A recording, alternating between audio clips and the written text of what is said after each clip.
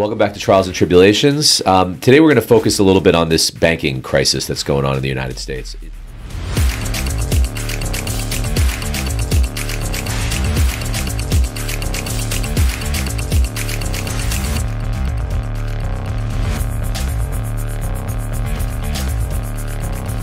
It's an acute problem. It's an immediate problem. It's something that's interesting to talk about, and there's so many angles to it. So because it's hot in the news, figure we would bring a little perspective. Yeah, it's hot in the news and it's hot in our lives. I mean, starting since Thursday, we've had a heck of a few days. Yeah, it's like, and not for us. I mean, like our company, fortunately, thank God, has no relationship to Silicon Valley Bank. Although I know people, so do you over there, great people that work at Silicon Valley. And frankly, because they are such an important bank in our industry and in the tech industry, we got very close to doing work with them. It ended up not working out for whatever reason, and thank goodness for that. It could have happened very easily. It happened to lots of people. But what we've been seeing now and what we've been hearing, not only is there concerns about the regional banks as it relates to small businesses and our customers, but the calls now that we're getting from investors, from people that are involved with us wanting to know about our banking relationships.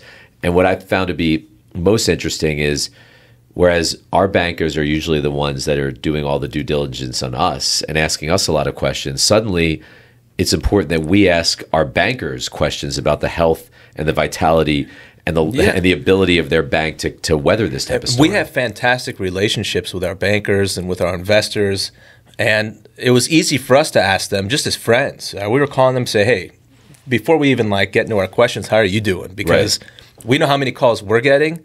I can't even imagine how many calls you guys are getting. But we're asking questions not out of our own curiosity a lot of the times, but because we're being asked to ask things. And it was a pretty intense experience. Thank God I think things have calmed down in large part because of our government's actions. I won't talk about that, but I'll give you a kind of a barometer for how serious things got. Last night, my mom called me, and she goes, Lair, what's going on with Credit Suisse? Like, are you guys okay? Yeah, I think that was the first time my mom even heard about that bank. But when my mother is calling me with financial news and worried about us, she's like, you and Justin okay? Are you guys going to be fine? This is many days after things actually happened, but that's my barometer. It's like when my mother is calling me at night because of financial news, it's like, wow, now it's really, it's out there. It's important that you bring that up, because somebody said to me a couple of days ago, and I can't remember who it was, but they said, do you really think that this is getting to like the everyday person, or is this just sitting at the higher levels of banking and CNBC? Barometer. And I said to them, no, every person in America knows that this is going on because it affects them directly. Yeah. Because if somebody's calling and saying you need to get your money out of this bank and put it in this other bank, and all of a sudden the money that's in your bank is at risk, that impacts everyone. What I saw go down, which was the scariest part, was over the weekend, I have a good friend who runs a hedge fund, and he actually told me prior to the Fed making moves to protect all deposits that if you have money in any regional bank, get it out now. And I said, well, why? I mean, not every regional bank is going to fail. The banks that we work with, they're very solvent. They're not Silicon Valley Bank. They're not concentrated in the tech industry. So why would I remove my money from a regular, well-run, super regional bank? And his point was actually really intelligent. He said, you're right. The likelihood that the bank will fail is probably 5%, but you're not being paid for that 5% risk. You're not getting anything to take that 5% risk, and that 5% risk exists. So if you can move that money to Chase or Bank of America, where your risk is 0, why would you not do that? And I said, you know what, that makes a lot of sense, and I can understand why people are making this move. And you know what he said to me also, Larry, which I had never thought about? He said at any bank besides the big 8 or so that are too big to fail, the strategically important financial institutions, aside from them, any money that is in a bank above the insurable limits is an unsecured loan to that bank. And that's really all it is. That earns 0 yield. Yes. I mean, that's a very financially savvy, extreme way to look at it. And I understand all that makes sense if you're quantifying risk and you're and doing all of that. That's not the way an everyday person thinks, nor should that be the way an everyday person thinks. I think that, and this ties into a point we've been talking a lot about as far as backstopping deposits versus making shareholders whole. And I want to talk about that. But the very notion that someone in the United States has to diligence their own bank or be worried about the security of their deposits in a regulated bank and be thinking about playing a shell game of moving money from one bank to the other and then back because of some sort of insecurity about that bank's solvency, that notion by itself for me is extremely scary. And it shouldn't exist. And the fact that now it's crept out and it's everywhere and that fear exists, it's a very alarming situation. Well, and another thing that's alarming is because Silicon Valley Bank was the bank that failed, Silicon Valley Bank is synonymous with startups and with tech and with Silicon Valley because that's the name of the bank. And most people in the United States, again, I mean, we talked about in another podcast, the political way in which things are described to the American public. People assume that Silicon Valley companies are growth companies with a lot of money, with rich owners, and these are the people that we shouldn't care about, right? But that isn't true. The Silicon Valley Bank banked so many different companies and payroll and everyday Americans, but then you have people on CNBC and other networks saying that the depositors in those banks, the people who simply put their money or the companies that put their money in those banks, they shouldn't get it back because they didn't spread the money around or do enough due diligence on those banks. Who does due diligence on a bank when they put money in it? They just assume if you put it in, you can get it out. And the notion, like you said, that suddenly you have to understand the financial reporting of that bank before you put your money in it, it totally upends the idea of American banking. It's silly, and it bothers me when this is sensationalized and politicized to say, oh yeah, they had too much money in the bank, they should have known, or yeah, they're risky tech startups, and they try to confuse people. No, these are companies that deposited cash in a bank that's regulated, and they should feel secure and not have to investigate at all. That this chartered, regulated bank, if you put your money in, it'll stay there. No, this wasn't an investment. No, this isn't. There's no speculation involved in this. It should be a zero risk proposition. That if I have cash, I can put it in an American bank and feel secure that it's going to stay there. Now, unlike 2008, when the bank bailouts provided money to protect not just depositors but also people who had equity in the banks. A huge distinction. That happened then, and we can debate whether it was the right decision or the wrong decision at that particular time. Today, that is not on the table, and it shouldn't be. Because people who make investments in the bank, people who buy stock in a bank or in any institution or any company, always should understand that there is a risk that that stock will go to zero if the company fails. Nobody should be backstopped by the American taxpayer anymore for a private organization. That is completely different than saying that the government will protect all deposits of Americans that put money in the bank. I believe personally that the American banking system, all deposits should be completely insured. Equity should get nothing if a bank fails and the FDIC takes over, but all deposits need to be protected so people have confidence that when they put their money in the bank, it isn't some unsecured loan to that bank. That is extremely important. When you erode that confidence, what you do is you cause a consolidation of the banks, and you basically create a government-run banking system, which is not what this country is founded upon. Absolutely.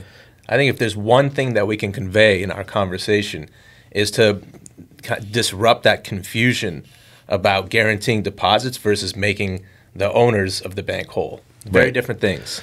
Also, in my opinion, the Fed and the rating agencies, they all failed completely in this particular instance. Because if you look at Silicon Valley Bank, just prior, and I'll bring it back to this, not many people, even me, understand everything about like tier 1 capital ratios and all this kind of other crap. But you have to, I guess, in order to meet the regulations, have a certain amount of tier 1 capital. I guess that's a certain amount of capital in the bank that is above all deposits, above all investments. And it's a minimum of 6%. Silicon Valley Bank had 15% tier 1. at the time right before this happened. JP Morgan, by comparison, has like 15.3. So you're talking about banks that are not equivalent, that have the same amount of Tier 1 capital, meaning that Tier 1 capital is a meaningless exercise when there's a run on the bank. Similarly, Moody's ranked Silicon Valley Bank an AA3 bank, which is a highly rated bank, similar to Bank of America, similar to Citibank, Chase. Meant nothing at the time that this bank failed, because when you have an old school run on the bank, like in the movie It's a Wonderful Life, when people just come and they need their money and you don't have it, that bank cannot fulfill those deposits no matter how good the bank is. And that's why you need to have all those deposits insured. It's critical to the system. Yeah, I think that this story, it's still ongoing. And not, there's the story about what happened at this particular bank and the story for our whole economy right now and how whole situation is going to resolve. But, as this situation unfolds, we'll come back and we'll discuss what we learn about it and what we think about it, because it is a very interesting, it's unfortunate, but it's an interesting case study. And sometimes, hopefully something good comes of this and there's not an overreaction, doesn't become too highly politicized. But every once in a while, when a crisis like this occurs, there's an opportunity to say, okay, here's something that we missed that we shouldn't miss again. And I'm hoping that that's what happens. And it's not some overreaction either. I hope so too. We also live in a world today where I use the It's a Wonderful Life analogy. I'm not sure if you ever saw that movie. No, I haven't. It's a famous Christmas movie from like the 1930s. But at the beginning of the movie, there is a run on the bank. But the run on the bank is people literally lining up at the bank to get their money out of a local savings and loan. Today, with the internet, you got Peter Thiel telling every single one of his startup investment companies, get your money out of Silicon Bank today. And they press one button. And then when he says that and it goes viral, anybody else that has their money in Silicon Valley Bank does exactly the same thing, and boom, no money. I think that aspect of it in particular is fascinating, and I think it's unprecedented.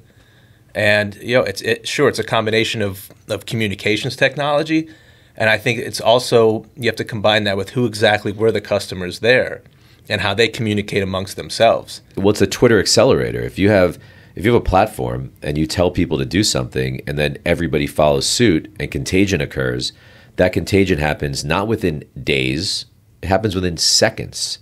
And all of a sudden, one moment everything is great, the next moment there's nothing left. And it happens like that quickly. So I'm thinking out loud now. I mean, so by analogy, when we'll use SVB as an example. When their stock dropped 60%, the exchange halted trading on that. Do you think that it's viable in the future if there's something like this again with a solvent bank, but all of a sudden there's some viral contagion that happens and everyone's withdrawing their deposits out of panic, irrational panic perhaps? Should there be a halt on that? Well, but if you put a halt on people taking their money, then you destroy the confidence in the system. It's a radical idea, but let me reverse that thought for a second. You have your example of this contagion where everyone's taking their money and you put a halt on it. What about the regular person who isn't going to the bank because they're trying to take their money out, but they just need to pay a bill? Well, I don't know, but maybe you carve out normal payroll or you have limits. There's a difference between just business as usual, having access to your funds to operate the business or to operate your personal household or whatever. There's a difference between that and taking out how many 40-something billion went out like that. It's a big difference. So I don't know. Maybe something like that might be necessary in the future to control these types of things. The easiest way that you fix this, though, is for a defined policy or a law from Congress that says that all deposits in any banking institution in the United States are fully insured. You provide that, and I don't think you have a run because people know that whatever they have in there, whether it's $5 or $500 million, is protected. You protect it, and I don't think you get a run. I guess with the big 8 or the strategically important institutions, I forgot the acronym, there's an implicit guarantee there. So you have that, for those particular institutions, but not for the rest. Right. I think you need to bring it on the rest, and the reason why you're seeing their stock price fall so much is not necessarily because they're going to fail. It's because people in the market understand now that it's likely that they're going to be put through the same level of scrutiny that the larger banks are being put through. That's more costly. And as a result, the profits will drop. Therefore, the stock price drops. And so that is what I anticipate and I hope will happen It might hurt the banking market from a profitability standpoint or a stock price standpoint, an equity standpoint for a period of time, but it will protect everybody who has their money in the bank, and that's really what we need the most. Thank you so much for joining us on this episode of Trials and Tribulations. We'll see you next time. Thank you for joining us. This episode was sponsored by LevelEsq.